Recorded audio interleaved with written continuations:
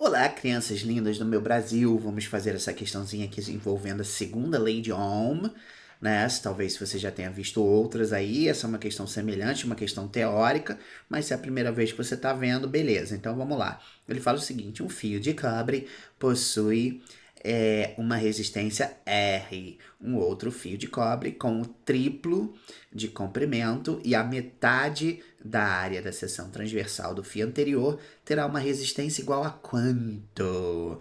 Então vamos passar aqui para a nossa tela de resolução. Vamos lá. E vamos escrever a fórmula que vai nortear aí o processo, né? Então essa formulazinha é a nossa segunda lei de Ohm. Então a segunda lei de Ohm, ela é uma lei que vai dizer para a gente o seguinte: olha, a resistência de um material depende da sua resistividade, depende do comprimento do fio e depende da área da seção transversal, tá? Então você tem duas maneiras de você fazer. Uma seria você usando a fórmula, tá? Na verdade, usando a fórmula duas vezes, porque você tem aqui uma primeira situação. Então, primeira situação, aonde você tem um material, obviamente o material tem uma resistividade, tem um comprimento e tem uma grossura, e na segunda situação, vou mudar aqui de cor, na segunda situação, o material ele vai continuar o mesmo, tá? Então, se ele vai continuar o mesmo, o ρ não vai mudar, porque o ρ depende do material. Porém, ele falou o seguinte: olha, agora eu tenho um outro fio de cobre com o triplo de comprimento. Então o L passa a ser 3L e metade da área da seção transversal, tá? Então, na verdade, eu vou escrever essa fórmula duas vezes. Uma para a primeira situação, que é só repetir a fórmula, resistência R, né, que ele chamou, olha, um fio de cobre possui resistência R. É igual a ρ, L sobre A. E vou escrever a fórmula de novo. Só que agora eu vou ter uma nova resistência que eu vou chamar de R'.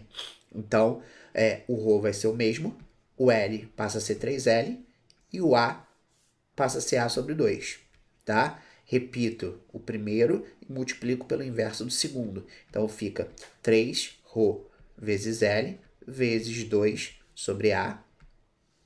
3 vezes 2 dá 6, então fica 6ρ L sobre A.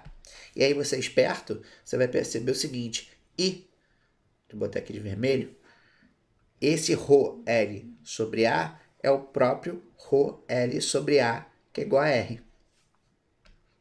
Então, moral da história, a nova resistência ela vai ser 6 vezes a resistência original, certo? Que a resposta seria a letra E.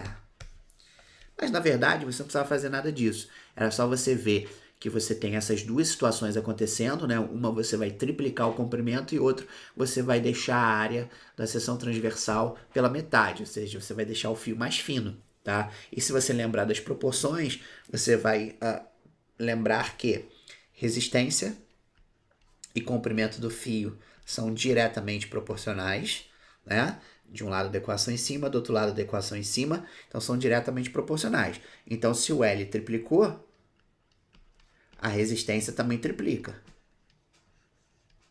tá? Agora a gente tem a questão da grossura, né? Quanto mais fino o fio fica, maior vai ser a resistência, porque os elétrons têm menos espaço para poder percorrer e vai bater mais na parede do material. Tudo bem? Então, nesse caso, como resistência e área são inversamente proporcionais, se a área caiu pela metade, a resistência dobra. Então, 3 vezes mais do comprimento e 2 vezes mais da área, 3 vezes 2 dá 6.